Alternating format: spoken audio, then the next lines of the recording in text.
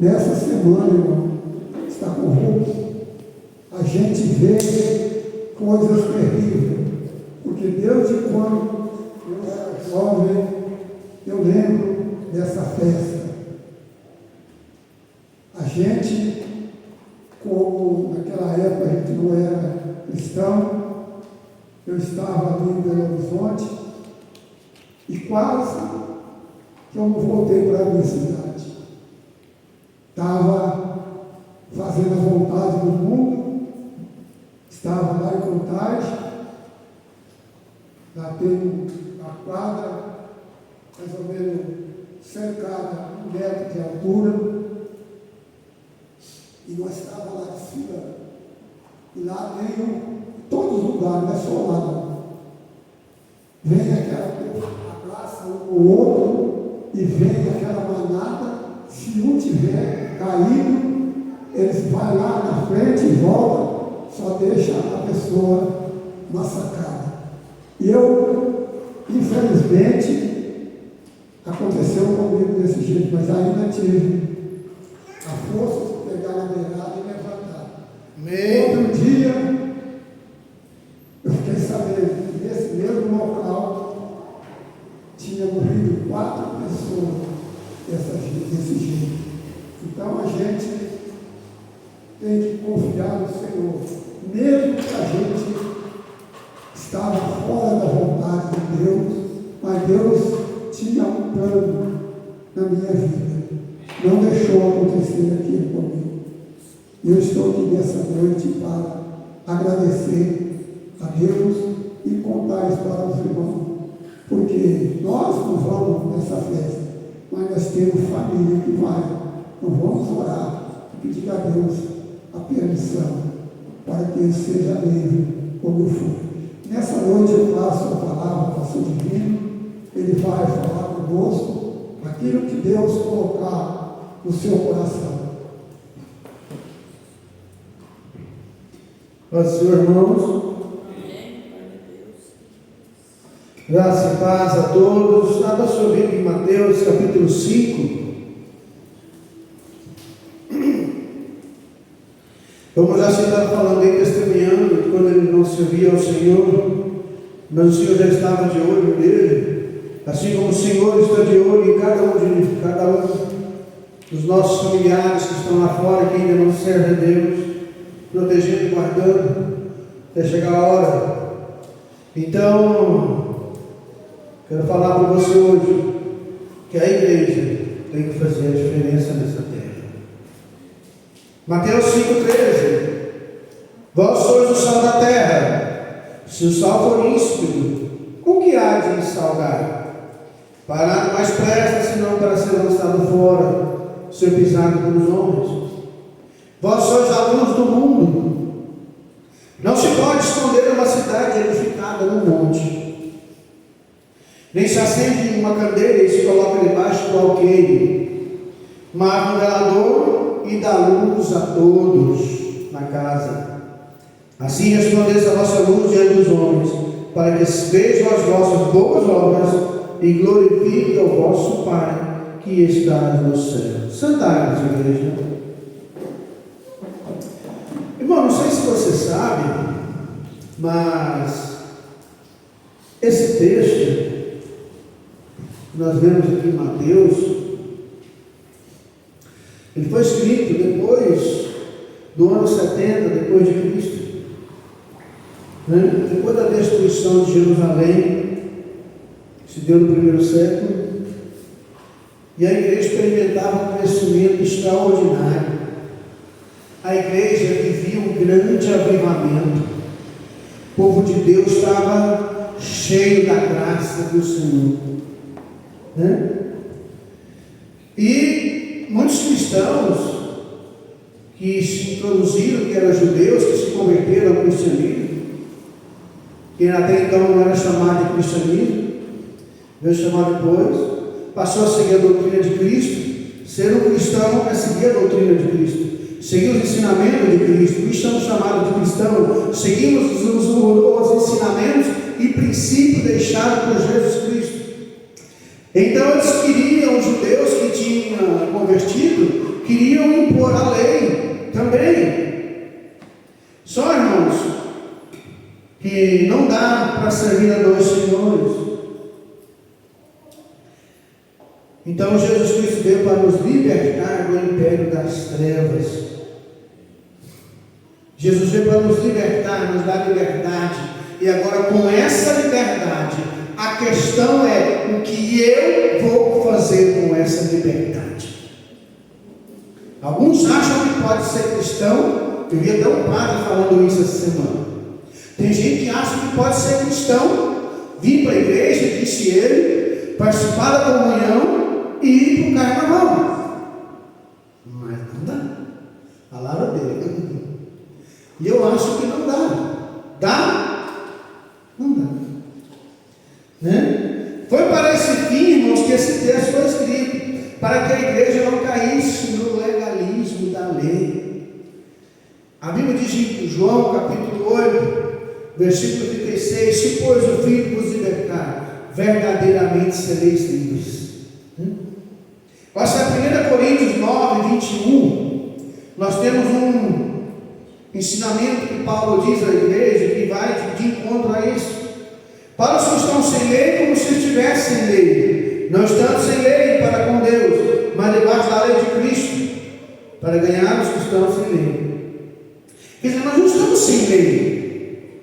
Eu não estou debaixo da lei de Moisés, a lei mosaica, né? Eu não estou debaixo da lei mosaica, mas eu estou debaixo da lei de Cristo. Qual que é a lei de Cristo?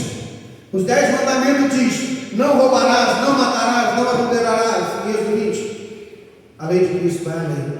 Aquele que olhar para uma mulher com intenção pura, no seu coração já adulterou com ela. A lei de Cristo não vai muito além da prática. Ela visa a intenção, ela quer que nós tenhamos um coração limpo, que nós tenhamos uma fé genuína e verdadeira. Não estou falando que você tem que ser um puritano, não estou falando que você tem que ser melhor do que o seu vizinho, não estou falando que você tem que ser melhor do que o seu parente que não serve a Deus. Eu estou falando que você precisa dar o exemplo de cristão, aquele que ama, que zela, que cuida e que está disposto a sacrificar, orar e interceder para que o pecador conheça a Cristo. Porque nós estamos debaixo da lei de Deus, de Cristo, né? A igreja tem que fazer a diferença, irmãos. Mas para nós fazermos a diferença, eu tenho que entender quem é a igreja do Senhor. A primeira coisa que eu tenho que saber: eu não sou a igreja. Você não é a igreja. Nós somos a igreja. É o nós que é a igreja. Eu sou servo de Cristo. Eu pertenço a Cristo, mas a igreja é um conjunto, é um povo. Então nós, enquanto servos de Deus, nós somos a igreja do Senhor. Amém. Certo? Então nós temos que viver uma vida de maneira que a minha vida possa glorificar ao meu Senhor. Eu falei, o que é ser um cristão? Não é ser um seguidor dos ensinamentos de Cristo, né? Você que se casou, não dá para viver como solteiro mais. Você abriu mão. O homem abriu mão de todas as mulheres lá fora para viver sua vida com uma só. Como diz o ditado da hashtag, agora chupa essa mano. Você escolheu, chupa. Né? Escolha sua. Assim como foi a escolha minha. Assim como foi a escolha daquele que se casou, da minha esposa, de todos. Você não apenas escolheu um, você abriu mão de muitos. Agora você fez uma escolha. Então o cristão verdadeiro, ele tem que entender que ele tem que fazer a diferença. Cristão é salvo. No versículo 13: vós sois o sal da terra. Amém? Nós, como sal, nós temperamos, nós influenciamos. Ou tanto o sal influencia. Você pega uma pitada de sal, uma colher de sal de chá, uma colher pequena de café de sal, arroz ele não vai todo ficar com sabor de sal? Então influenciou tudo.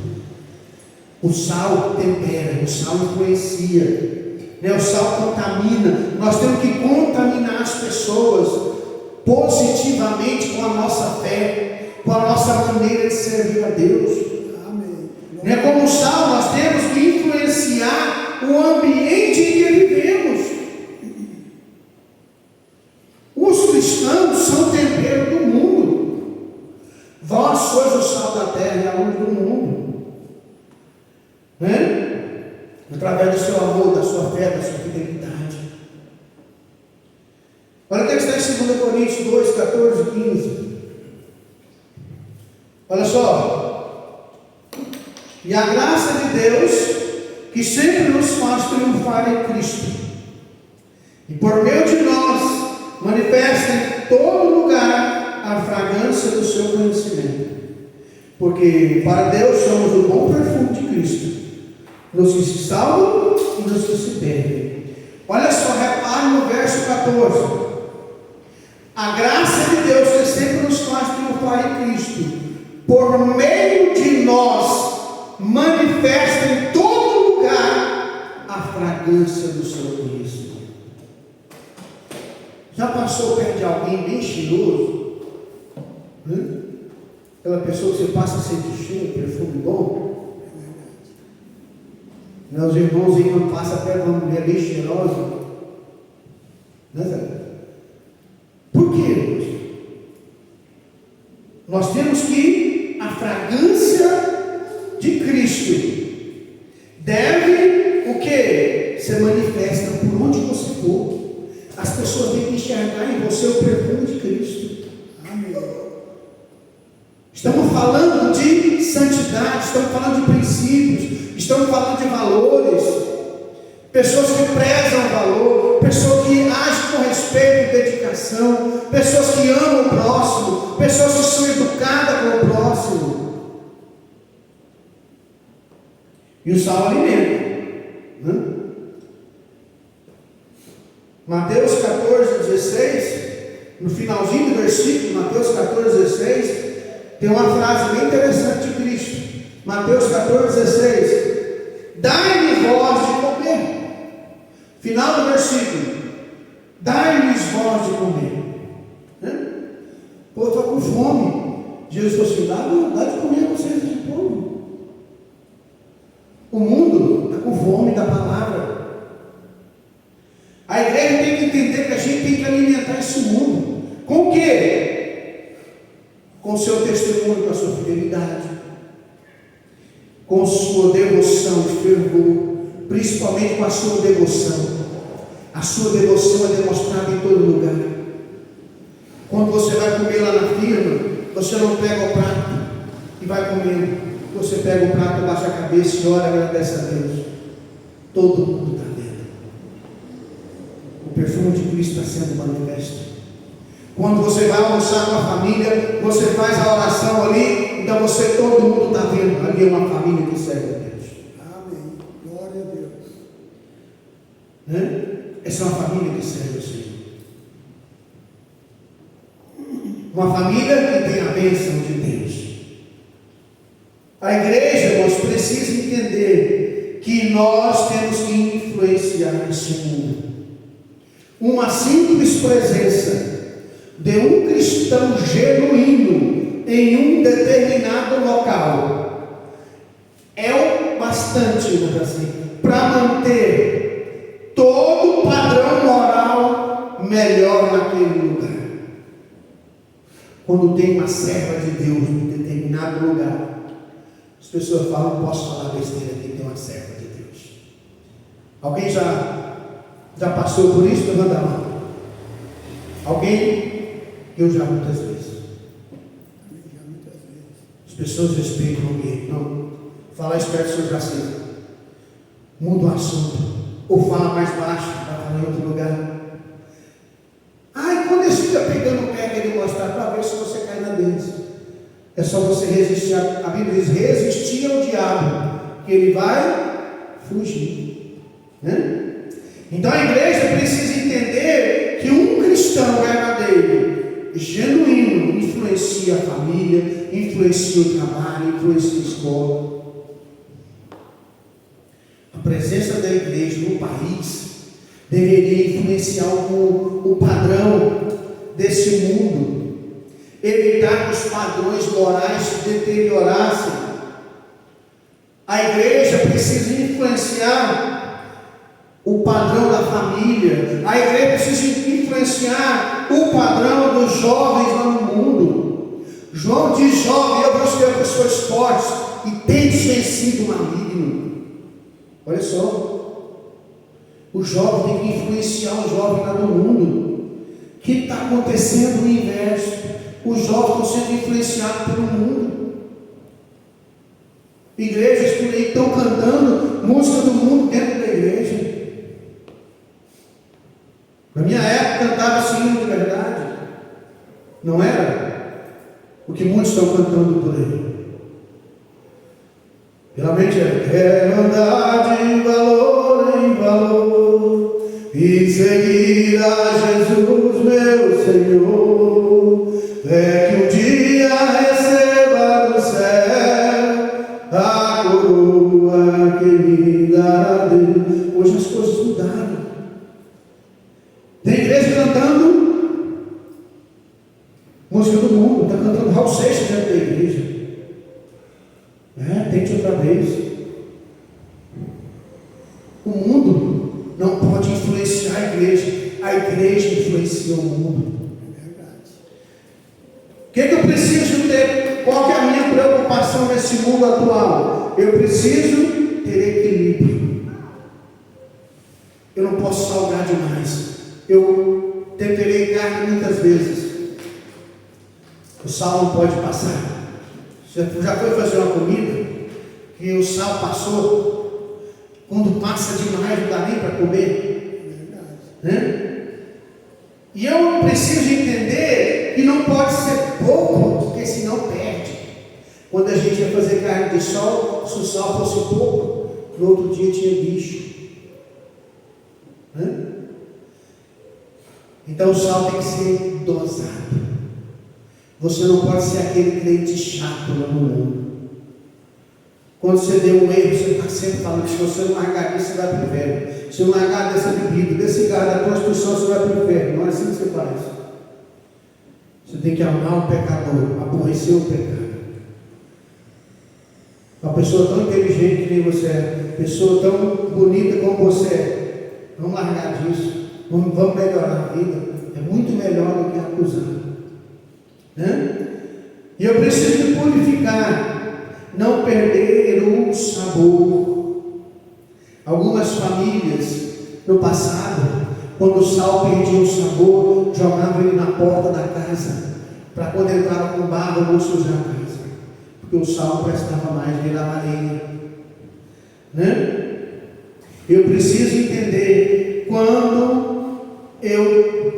enquanto o sal da terra, se eu perder o sabor, sal que perde o sabor é areia, só serve para ser pisado. Amém? Se você, como é que está a sua vida hoje? Sabe que a gente está fazendo a diferença no mundo? Sabe que na nossa família está fazendo a diferença? Sabe que nós estamos fazendo diferença lá no nosso trabalho?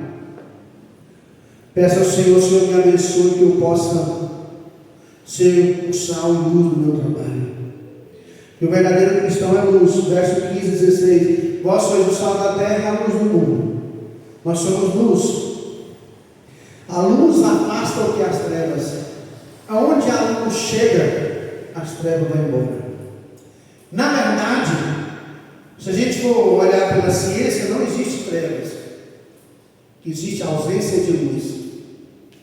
Tá? Segundo a ciência, a escuridão não existe. O que existe? Ausência de luz. Quando a luz chega, as trevas cobrem. Então, onde há luz, não tem trevas. Então, o cristão tem que aprender que ele é luz. De onde ele vai, ele tem que resplandecer. Amém. Glória a Deus. A luz orienta. Lembra lá no deserto? tinha uma coluna de fogo para os iluminar e guiar eles. O Senhor quer que você guie esse mundo aí fora. Mateus 4,16. O povo estava sentado em trevas, viu uma grande luz, e aos que estavam assentados na região da sombra da morte, raiou a luz. Essa luz sou eu e você. Nós precisamos entender: a luz vem de Cristo. Eu não sou a luz. A luz brilha. Lembra o que Paulo diz aqui, nós lemos aqui agora? O bom perfume de Cristo, ele vai ser manifesto em todo lugar por meio de quê? De Cristo. Nós não somos a luz, mas nós podemos deixar que a luz brilhe através de nós. Amém. Glória a Deus. Essa lâmpada que está nos iluminando hoje, ela é apenas um transmissor, mas a energia vem de outro lugar. A nossa energia vem de outro lugar, vem do céu. Nós somos luz por onde nós formos. Filipenses 2,15.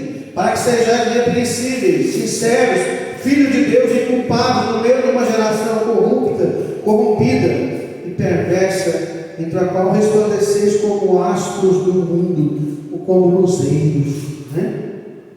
Nessa geração corrupta e perversa, nós somos luz, nós somos luzeiro. As pessoas estão olhando para você. Eu preciso perseverar e andar na luz. Senhor, como eu quero ser luz nesse mundo. A Bíblia diz lá em Salmo 119: lâmpada para os meus pés é a tua palavra e luz para o meu caminho. Salmo 119, verso 5.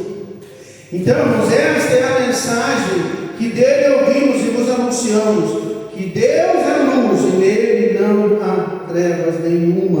1 João 1,5. Em Deus não há trevas. Se há alguma trevas em nós, porque está havendo ausência de luz, porque a luz de Cristo não está habitando. A pessoa está depressiva, anda de cabeça baixa, desanimado. É porque está faltando luz na vida dele. Ele ainda não entendeu, ele ainda não compreendeu que a nossa vida é cheia de altos e baixos.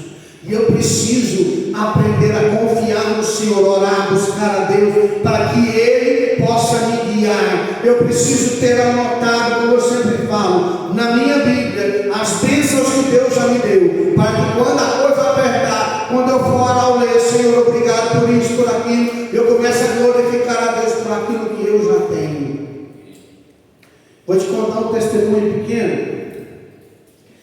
Meu filho Micael está em Goiânia, e o Israel ontem cortou o dedo no caco de vidro, e ele é bem nervoso, nervosinho pra caramba, bichinho.